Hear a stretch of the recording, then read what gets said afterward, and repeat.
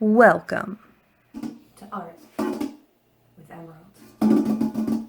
Today we're talking about Albrecht Dürer's Melancholia 1, finished in 1514. Albrecht Dürer was actually the son of a goldsmith and had some nice experience with his hands until he was about 15 years old. After that, he moved on to a life of painting and etching. We love etching. Etching is a process in which you take a knife or a chisel or some such tool and you actually carve into copper. This is very permanent and must all be done at once. Etching is a hardcore process. It's a permanent one too. That's why you have to be extremely careful that you're making sure every line and stroke is exactly how it needs to be, because there's no going back. Albrecht Dürer actually decided to be smart, and he etched a few different options before going with this one. He was actually pretty smart, and he decided to create a couple of different drawings before actually moving on to the etching process, because as I said before, etching is permanent. This is one of 3 of Albrecht Dürer's masterwork etchings. Melancholia 1 speaks to the soul, though. There's a lot to be said about everything in this painting. A tasty little tidbit about this is that the title Melancholia 1 is actually written in the female tense. This leads a lot of people to believe that that figure is actually a woman, when in reality, she's pretty androgynous. Is it a she, he, they, we? Everyone can be. A really amazing point about this carving is that not only does it take a very steady hand to do carving in the first place, but you can truly see Dürer's skill with his steady hand and his craft. The almost perfect circular shape down at the bottom, the straight etched lines of the polyhedral shape, every little stroke of the light in the background, the ladder ascending up to the side of the house, even the tiny, fine, detailed numbers on the calendar in the back. Dürer creates insane depth and dimension with his wonderful use of light and darkness shadowing on the figures' clothing and on the face of the little cherub figure, the ball, the polyhedral figure, the shining off the belt. It shows that it's different textures, different materials. It's a very insanely detailed and skilled use of his etching prowess. To go even deeper, you can see the ribs on the dog, the teeth on the saw, even the tips on the nails. It is this attention to detail that really makes Dürer stand out more than anyone else during this time. Truly a master in his own right. The main thing your eye focuses on when you look into this etching is the sad, forlorn, confused and frustrated figure sitting right in the middle of the etching. They appear to be an angel, kind of androgynous, kind of feminine. Many think that this is actually a self-image of Albrecht Dürer, famous for these self-portraits that he does. And this one, historians kind of presume has to do with the fact that around this time, Dürer had a lot of friends that unfortunately passed away. So that obviously led to him feeling frustrated and sad and not knowing what to do in life and being stuck.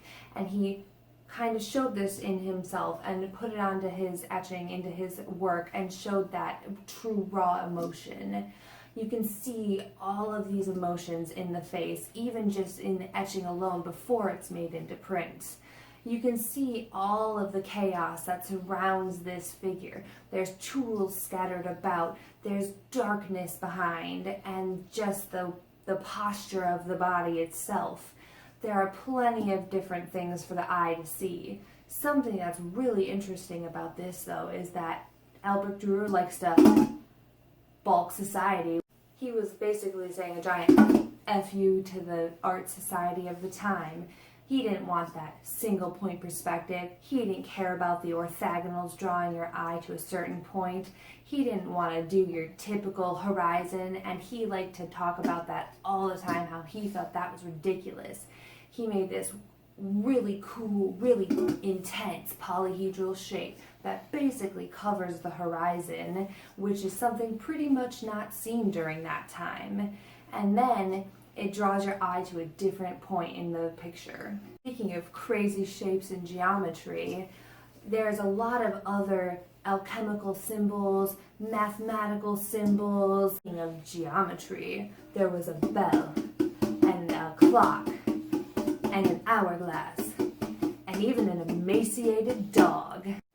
Cool math and science symbols were Durer's way of showing his appreciation for art outside of art.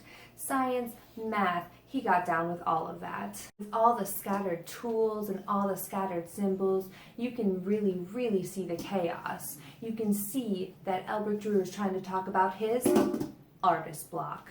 Artist block is something that so many people have. Artist block happens even to the greats. We all feel it deep down on the level we're all human. And he knew it. That human fallibility is what really shows through. You can even see that the chaos and the confusion and the pain and all of those emotions that Albert Dürer was feeling. Another great point to show that chaos is that picture of the emaciated dog. Usually, dogs represent fidelity, trustworthiness, loyalty, but you see that shrunken, shriveled little dog, and you can see that all of that is stripped away. There is no love. There is no loyalty. All there is chaos. With all those objects scattered around left, right, front, center, in the background, you might lose sight of the fact that there's a very important element. Light.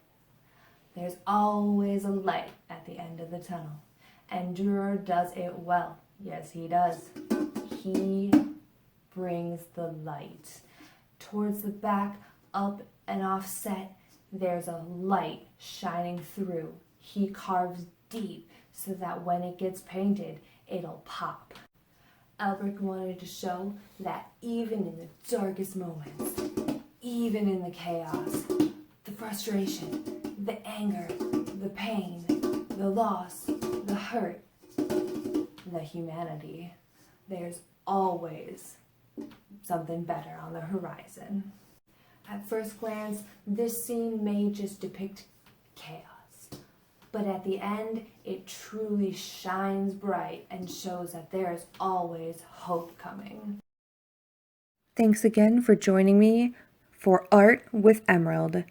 Giant shout out to the Louvre, the Met, the Kemper Art Museum, the British Museum of Art, Khan Academy, and of course my professor for assigning this project.